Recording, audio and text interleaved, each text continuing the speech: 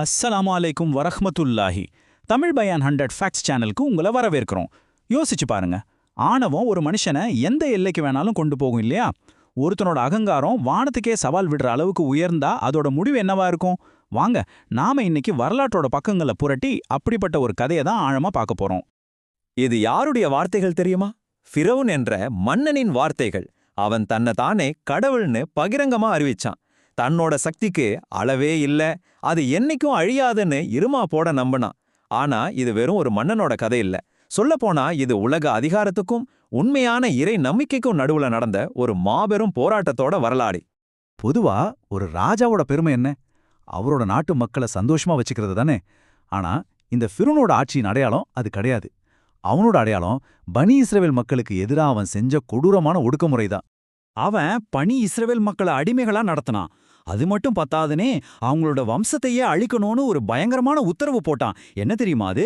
பிறக்கிற ஒவ்வொரு ஆண் குழந்தையும் கொன்னுடுங்கன்னு சொன்னான்.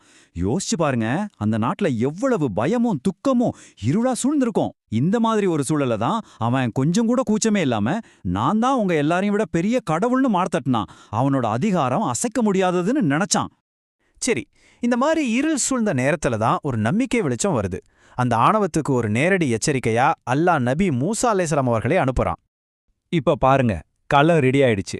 ஒரு பக்கம் ஃபிரௌன் சொல்றான், நான் தான் பெரிய அதிபதி, இந்த உலகத்தோட பவர் மொத்தம் என்கிட்ட இருக்குன்னு.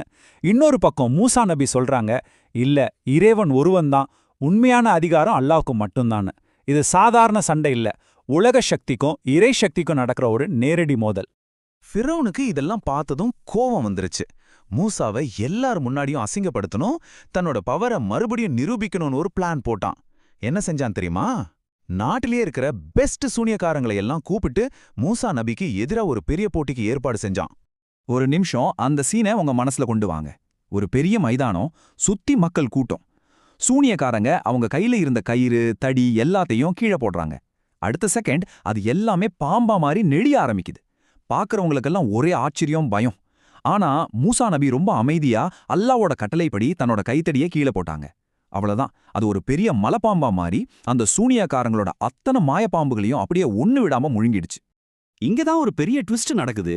அந்த சூனியக்காரங்க இருக்காங்களே, அவங்க தான் அந்த ஃபீல்டுல எக்ஸ்பர்ட்ஸ். அவங்களுக்கு தெரியும் எது மேஜிக், எது அற்புதம்னு. மூசா செஞ்சது வெறும் தந்திரம் இல்ல, இது ஏதோ ஒரு பெரிய தெய்வீக சக்திங்கிறத அவங்க உடனே புரிஞ்சுக்கிட்டாங்க. அவங்களோட ஈகோ எல்லாம் உடஞ்சு டக்குன்னு சஜ்தாவுல விழுந்து நாங்க மூசாவோட இறைவனை நம்புறோம்னு எல்லாரும் முன்னாடியும் பகிரங்கமா சொல்லிட்டாங்க.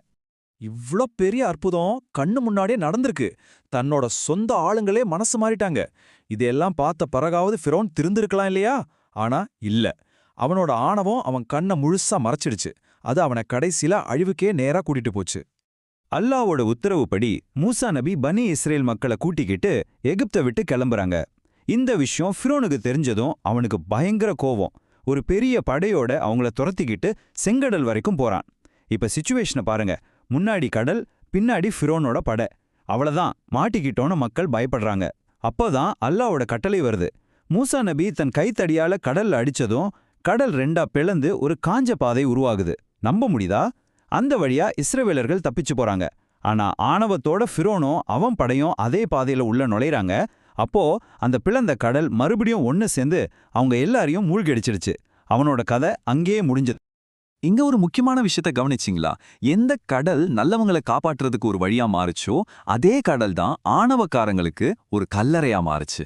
இதுதான் இறைவனோட நீதி. ஃபிரௌனோட கதை இன்னைக்கும் நமக்கு சொல்ற பாடம் ஒன்னே ஒண்ணுதான். நம்ம பவர் எவ்ளோ பெருசா வேணா இருக்கலாம், ஆனா அது அல்லாவோட சக்திக்கு முன்னாடி ஒண்ணுமே இல்ல. அப்போ இந்த வரலாற்றிலிருந்து நாம கத்துக்க வேண்டிய மிகப்பெரிய பாடம் என்ன? அடுத்தவங்கள அடக்கி ஆள்றதுல உண்மையான சக்தி இருக்கா, இல்ல இந்த உலகத்தையே படைச்ச இறைவனுக்கு கட்டுப்பட்டு நடக்கிறதுல இருக்கா? இதுக்கான பதில நீங்களே கொஞ்சம் யோசிச்சு பாருங்க.